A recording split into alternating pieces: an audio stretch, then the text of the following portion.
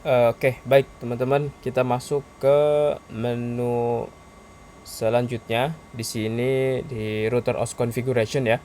Jadi fungsi fitur ini untuk menambahkan koneksi antara billing system gitu ya dengan Mikrotik ya teman-teman. Jadi nanti dikonfigurasi baik itu akses API-nya gitu ya ke Mikrotik. Kemudian nanti juga ada untuk akses remote-nya juga teman-teman ya. Jadi kita tambahkan saja di sini ada tanda plus sebelah kanan.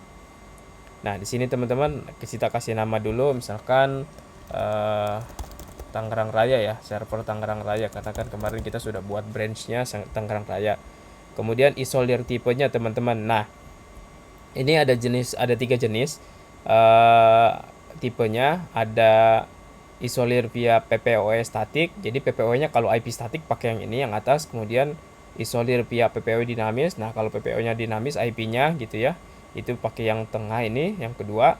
Kalau yang ketiga, kalau teman-teman masih pakai static IP gitu ya ke kliennya. Jadi tinggal dipilih aja disesuaikan gitu ya. Saya coba yang dinamik di sini ya. Ini untuk simulasi aja. Nanti disesuaikan teman-teman ya. Kemudian branch-nya, nah kita pilih Tangerang Raya yang kemarin sudah kita buat atau yang sebelumnya sudah kita buat. Kemudian IP router, jadi host atau jadi ini untuk akses IP public ke server Mikrotiknya ya teman-teman. Jadi nanti untuk akses ke server Mikrotiknya dimasukin di sini IP publiknya. Kita coba kita asal aja ya ini, kita asal aja. Terus admin username misalkan contoh admin gitu ya, passwordnya misalkan kita samain ini asal aja teman-teman ya karena saya belum bikin koneksinya gitu ya, misalkan ini 2025 ya boleh 2025. Kemudian lokal IP-nya di sini kita bisa pakai lokal IP. Biasanya lokal IP yang di apa namanya secret itu ya. Jadi teman-teman bisa masukin di sini. Misalkan kita pakai segmen 20 gitu ya. Ini asal aja nanti disesuaikan ya teman-teman, nanti kalau misalkan mau input mau ngisi di sini sesuaikan dengan Mikrotiknya. Ini biarin sini legacy login boleh di checklist. Kemudian remote URL. Jadi ini remote ke apa namanya customer ya.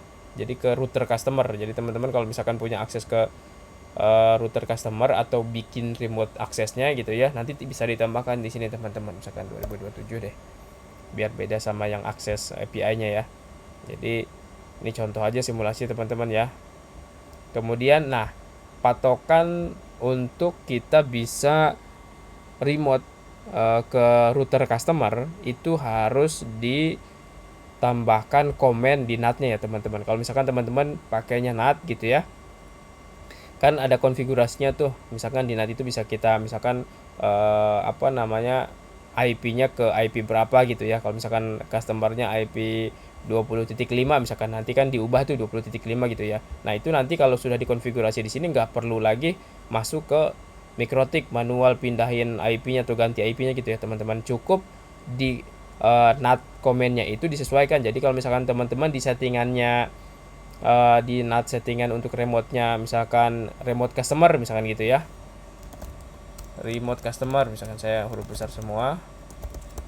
Nah itu nanti disamain di sini ya teman-teman ya. Usahakan tidak perlu menggunakan spasi teman-teman agar nanti meminimalisir error saat pencarian data ke NAT-nya gitu ya. Jadi di tanpa spasi gitu. Boleh angka, boleh number, boleh huruf gitu ya. Boleh apa saja teman-teman. Yang penting sama. Saya rekomendasikan untuk tidak menggunakan spasi ya teman-teman. Jadi seperti ini teman-teman. Misalkan kita bikin NAT komennya itu remote customer gitu ya. Jadi nanti otomatis server ini, si billing ini akan membaca ke Mikrotik bagian untuk remote router customernya. Nah selanjutnya di sini misalkan prefix. Nah ini prefix ini nih ya, di sini ada penjelasannya untuk setiap pembuatan user PWA. Contohnya teman-teman kalau misalkan ada aktivasi namanya kemarin tuh June gitu ya. Nah kalau prefixnya kita pakai add kreativasi misalkan gitu ya, add kreativasi. Nah, nanti setiap nama customer yang di generate PPOE-nya di ujungnya ada add kreativasi gitu ya, atau add kreativabil misalkan gitu ya. Nanti di ujungnya selalu ada add kreativabil. Nah, ini disebutnya prefix gitu ya teman-teman. Kalau misalkan teman-teman usahanya apa, misalkan Rocky gitu ya, Rocky Net misalkan, nanti di setiap pembuatan user PPOE gitu ya, belakangnya ada @rockynet ya teman-teman. Jadi ini nanti disesuaikan dengan keinginan teman-teman ya untuk pembuatan prefixnya gitu ya. Saya bikin di sini TNG Raya aja. Oke. Notesnya boleh diisi, teman-teman boleh dikosongin, ini opsional aja teman-teman ya. Jadi boleh diisi misalkan server kedua di wilayah Tangerang Raya. Kita save ya teman-teman. Nah, di sini sudah di save. Nah, ini sudah jadi teman-teman untuk servernya gitu ya. Ini sudah mewakili untuk server Tangerang Raya karena tadi pas pemilihan branchnya sudah disesuaikan gitu ya.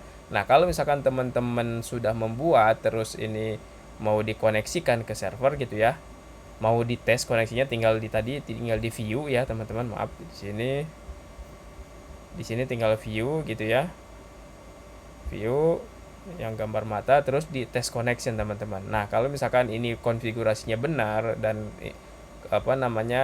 konfigurasinya sesuai dengan yang sudah dibuat di MikroTik untuk API-nya ini nanti akan checklist atau akan connect statusnya gitu ya.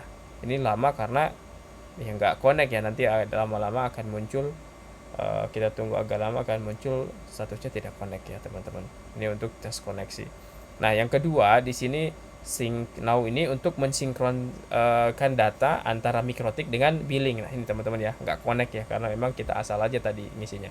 Kemudian kalau synchronize ini, synchron now, jadi kita bisa sinkronisasi data antara MikroTik dengan billing gitu ya. Kalau misalkan ada data yang nggak sesuai dan sebagainya gitu ya, kita bisa sinkronin gitu ya. Dan patokan data sinkron itu biasanya di username PPOE-nya ya teman-teman.